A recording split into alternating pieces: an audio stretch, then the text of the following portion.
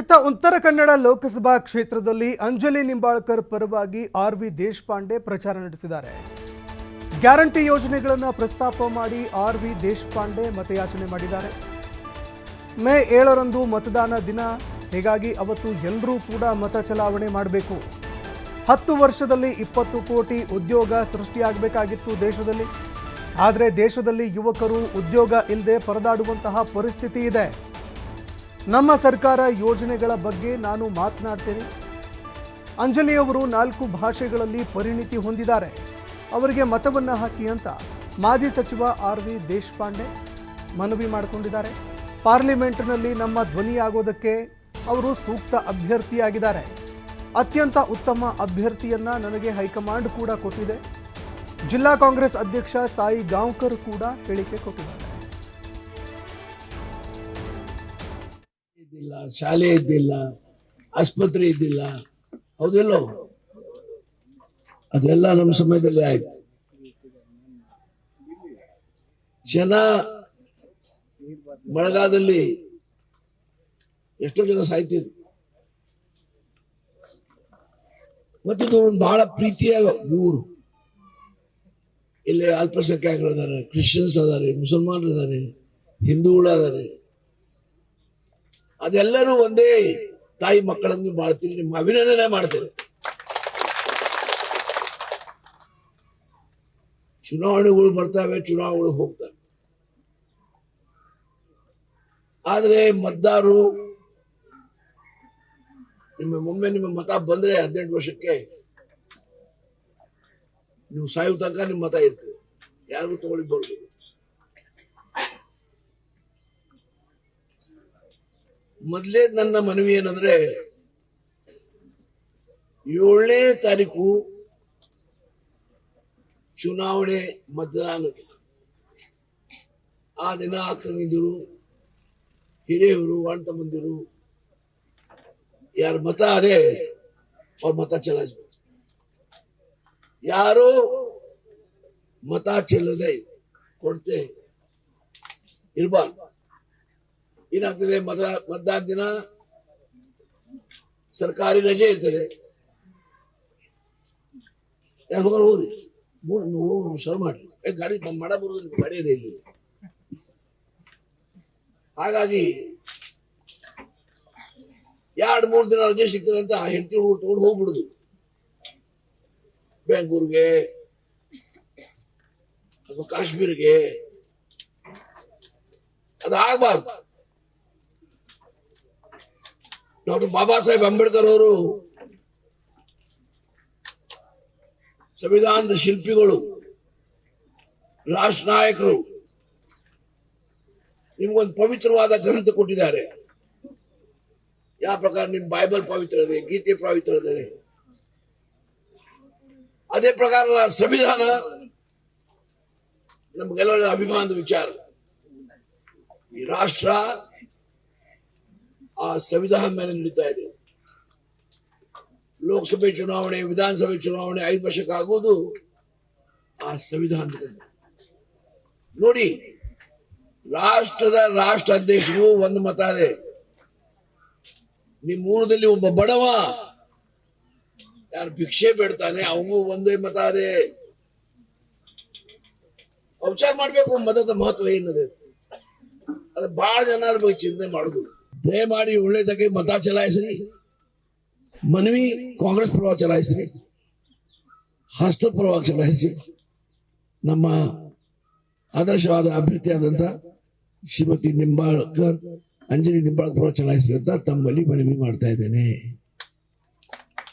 ಅವರು ಅಂಜಲಿ ಅವರು ನಿಮ್ಗೆ ಗೊತ್ತಿದೇವಿಲ್ಲ, ಡಾಕ್ಟರ್ ಅದಾರ ಅವರು. ಅದೇ ಮಹಿಳೆಯವರು ಸಂಬಂಧಪಟ್ಟ ಡಾಕ್ಟರ್. ಒಳ್ಳೆ ಪ್ರಾಕ್ಟೀಸ್ ಇತ್ತು. ಇಲ್ಲಿ ಯಾಕೆ ಬಂದ್ರೆ ನನ್ಗೆ ಗೊತ್ತಿಲ್ಲ. ಅಲ್ಲಿ 4 ದುಡ್ಡು ಮಾಡ್ತಿದ್ರು. ನಾನು ನ್ಯಾಯವಾದಿ, ಒಳ್ಳೆ ಪ್ರಾಕ್ಟೀಸ್ ಇತ್ತು ನಮಗೆ. ಇಲ್ಲೇ ಮಾಡಿ ನಿಮ್ಗೆ ಬಯಸ್ಕೊಳಕ ನಾವು ಇಲ್ಲಿ ಬಂದಿದ್ದೇವೆ. ಎಲ್ಲ ಕೆಲಸ ಮಾಡಿದ ಆಗುದಿಲ್ಲ. ಏ ಕಾಮ್ ನೈ ಹುವಾ ಮರ್ ಗಯಾ, ಗೋಲಿಯೋं का बरसात, गोलियों की बरसात होती है. ಹಾಗಾಗಿ ತಾಯಿದ್ದೆ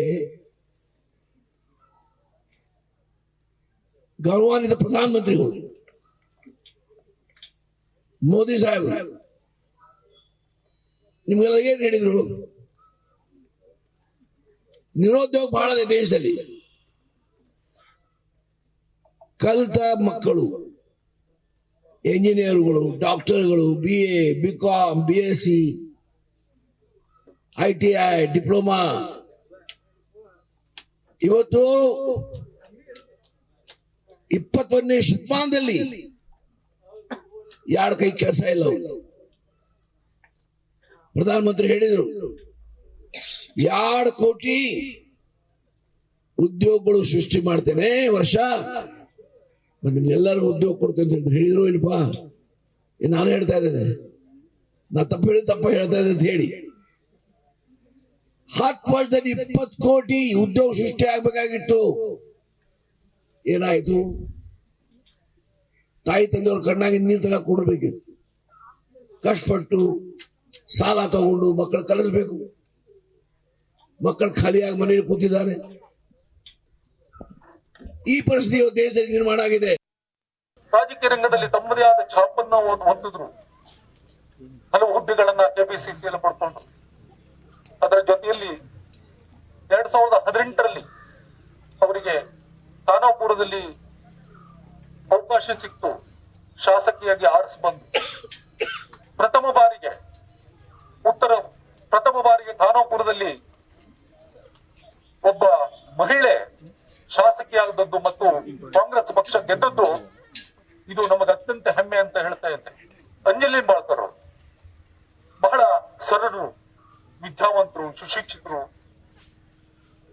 ಎಲ್ಲ ಅನುಭವ ಉಳ್ಳಂತವರು, 4 ಭಾಷೆಗಳನ್ನ ಮಾತಾಡುವಂತವ್ರು, 4 ಭಾಷೆಯಲ್ಲಿ ಪರಿಣಿತ ಹೊಂದಿರ್ತವ್ರು. ಕನ್ನಡ, ಇಂಗ್ಲಿಷ್, ಮರಾಠಿ, ಹಿಂದಿ.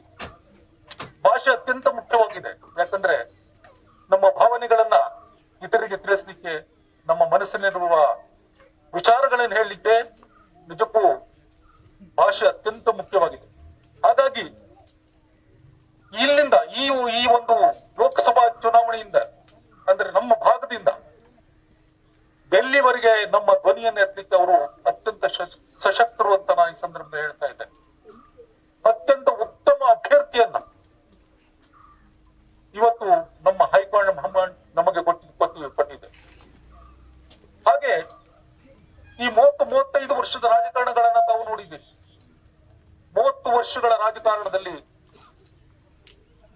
ನಮ್ಮ ಸಂಸದರು 35 ವರ್ಷದ ರಾಜಕಾರಣದಲ್ಲಿ ನಮ್ಮ ಸಂಸದರು 5 ವರ್ಷ ಕೆಲಸ ಮಾಡಿದ್ದಾರೆ. ಮಾರ್ಗರೆಟ್ ಆಳ್ವಾರ್ 30 ವರ್ಷಗಳವರೆಗೆ ಬಿಜೆಪಿ ಸಂಸದರು ಯಾವ ರೀತಿ ಕೆಲಸ ಆಗಿದೆ ಅಂತ ನಮಗೆ ಗೊತ್ತಿದೆ. 5 ವರ್ಷಗಳಲ್ಲಿ ಏನು ಮಾರ್ಗರೆಟ್ ಆಳ್ವಾರ್ ಏನು ಕೆಲಸ ಮಾಡಿದ್ರು, ಆ ಕೆಲಸವನ್ನ ಅವರಿಗೆ 30 ವರ್ಷದಲ್ಲಿ ಮಾಡ್ಲಿಕ್ಕೆ ಆಗ್ಲಿಲ್ಲ. ಇವತ್ತು ವಿಶ್ವೇಶ್ವರ ಕಾಗೇರಿ ಅವರಿಗೆ ಚುನಾವಣೆಯಲ್ಲಿ ಸ್ಪರ್ಧಿಸಲಿಕ್ಕೆ ಅವಕಾಶ ಮಾಡಿಕೊಟ್ಟಿದ್ದಾರೆ. 6 ಸಲ ಅವರು ಶಾಸಕರಾಗಿ ಆರಿಸಿ ಬಂದಿದ್ದಾರೆ. 3 ಸಲ ಅಂಕೋಲದಿಂದ, 3 ಸಲ ಸಿರಸಿಯಿಂದ. ಆದ್ರೆ ಪ್ರಗತಿ ಮಾತ್ರ ಶೂನ್ಯ. 30 ವರ್ಷದ ರಾಜಕಾರಣದಲ್ಲಿ ಅವರು ಏನು ಮಾಡಿದ್ದಿಲ್ಲ. ಜಿಲ್ಲೆಯನ್ನು ವಿಭಾಗ ಮಾಡಬೇಕು ಅಂತ ಹೇಳಿದ್ದು ಬಿಟ್ರೆ ಅದರ ಜೊತೆಯಲ್ಲಿ